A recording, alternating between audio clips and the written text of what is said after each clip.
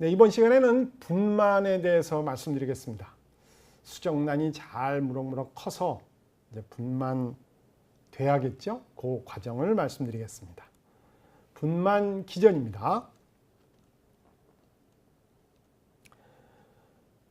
아이가 잘 커서, 수정란이 잘 커서 저렇게 이제 분만 바로 직전에 되게 되면 태반과 태아에서 아직은 정확한 내용이 다 밝혀지지 않았지만 특정 물질이 분비되어 분만을 유도하게 됩니다.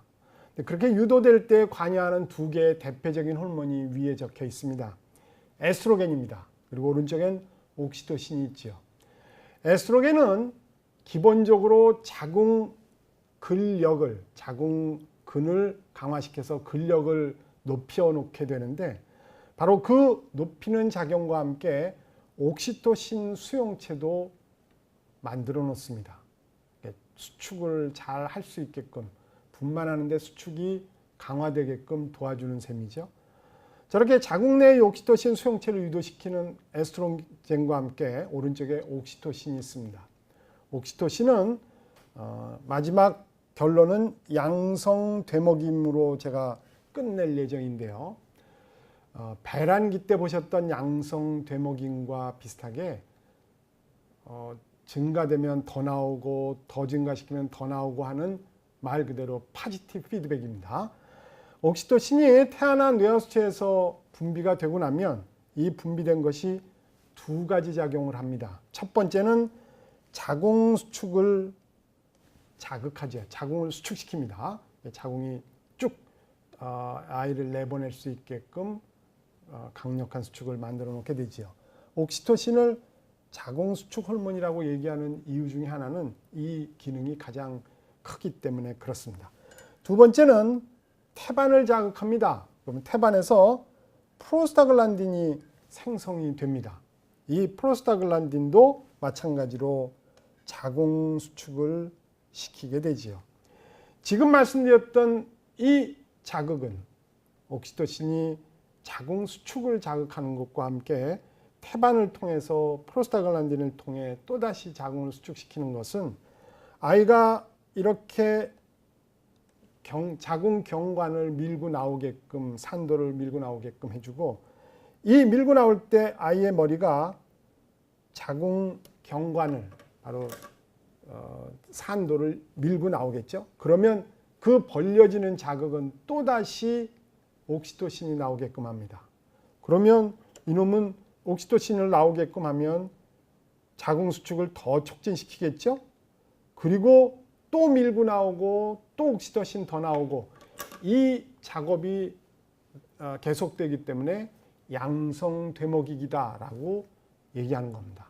분만이 딱 끝나고 나면 이 되먹이기는 물론 끝나겠지만 분만되는 도중에는 끊임없이 아이의 머리가 자궁 경관을 열고 옥시토신을 더 분비케 하고 더 수축하고 더 나오고 아이의 머리가 더 빠져나오고 이런 양성되먹임이 나타난다는 것이죠.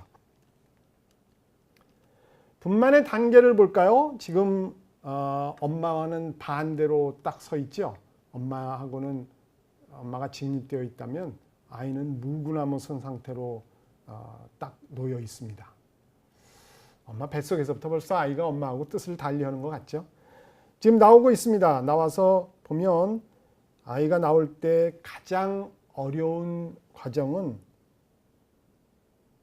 이 부분, 바로 머리 바로 위쪽에, 귀 바로 위쪽에 있는 이 머리 부분이 가장 지름이 넓습니다.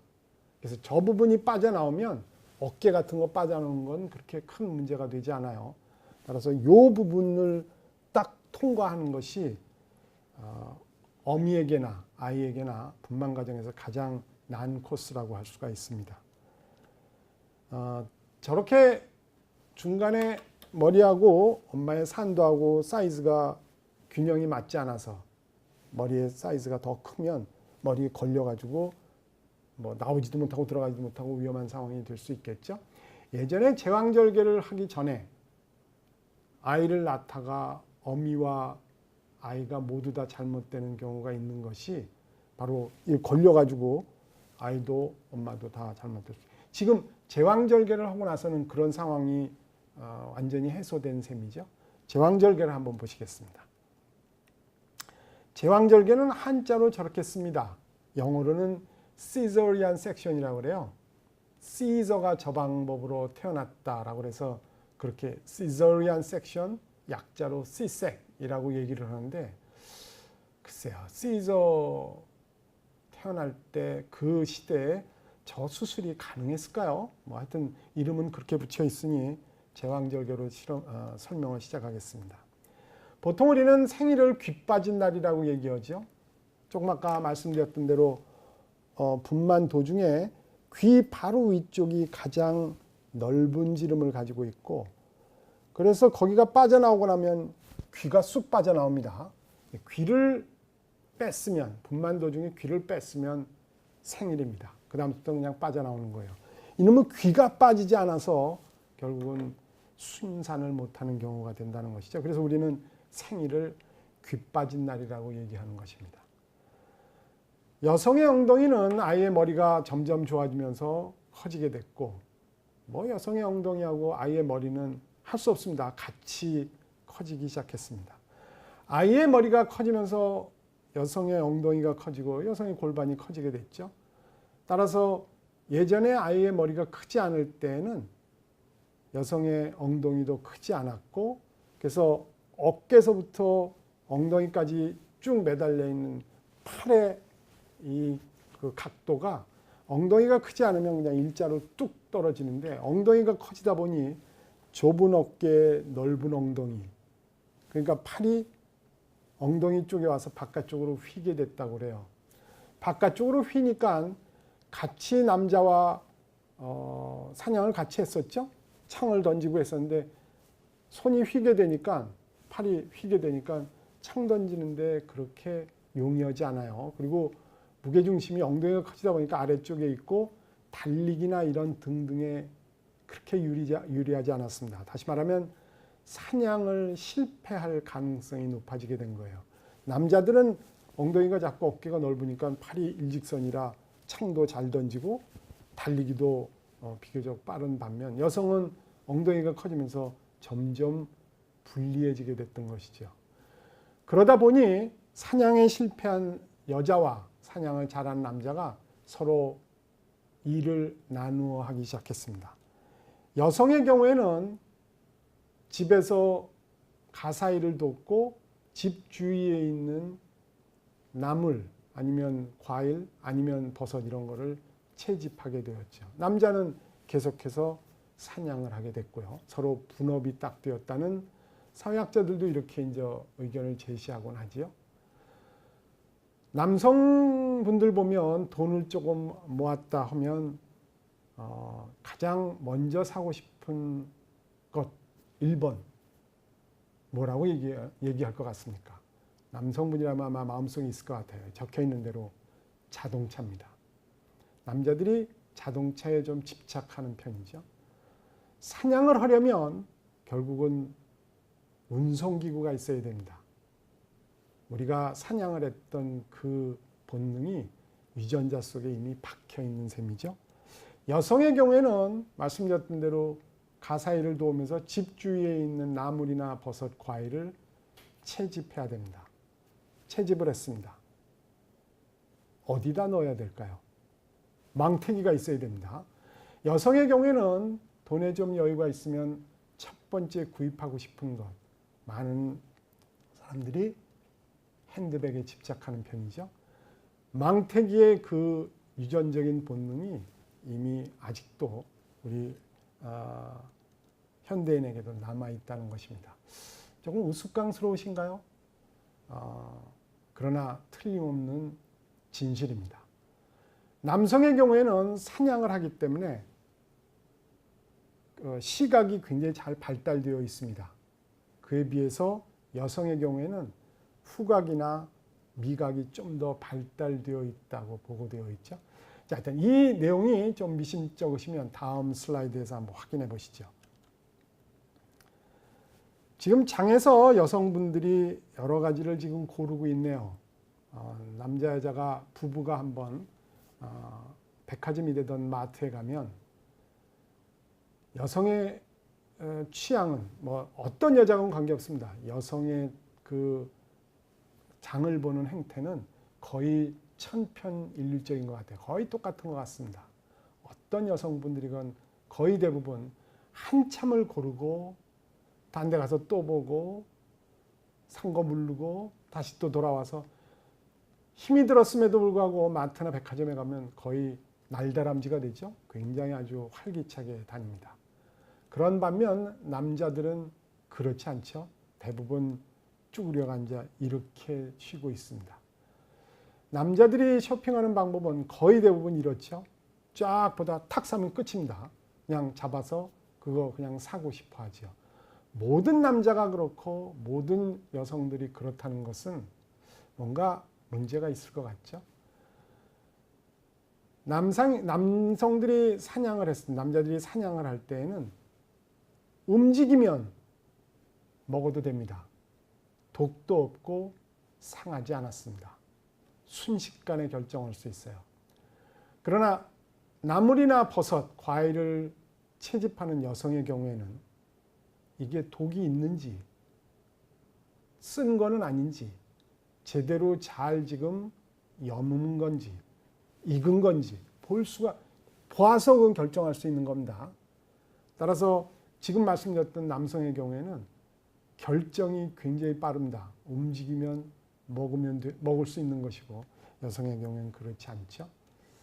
아까 말씀드렸던 대로 남성은 동적 시각에 아주 탁월한 능력을 가지고 있습니다. 여성의 경우에는 빛깔이나 아니면 후각에 좀 더 능력을 발휘하는 능력을 가지고 있습니다. 괜히 우연히 그렇게 된 것 같지는 않죠. 백일잔치를 잠깐 보겠습니다. 애를 분만해서 이제 낳았으면 백일잔치를 해주죠. 백일잔치의 계산법을 한번 보시죠.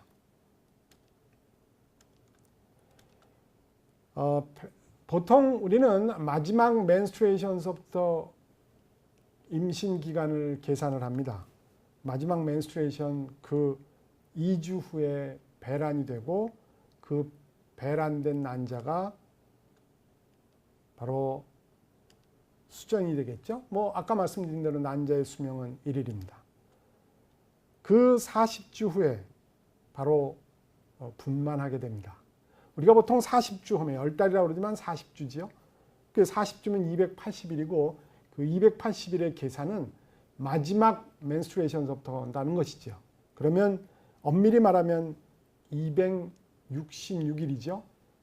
지금 여기 있는 이 배란된 요 난자가 수정이 된 것이고 수정된 지 266일인 셈이에요. 분만되는 게 그렇다는 것이죠. 그런데 난자의 수명이 하루니까 엄밀히 말하면 265일일 수정된 지 265일일 가능성이 굉장히 높습니다.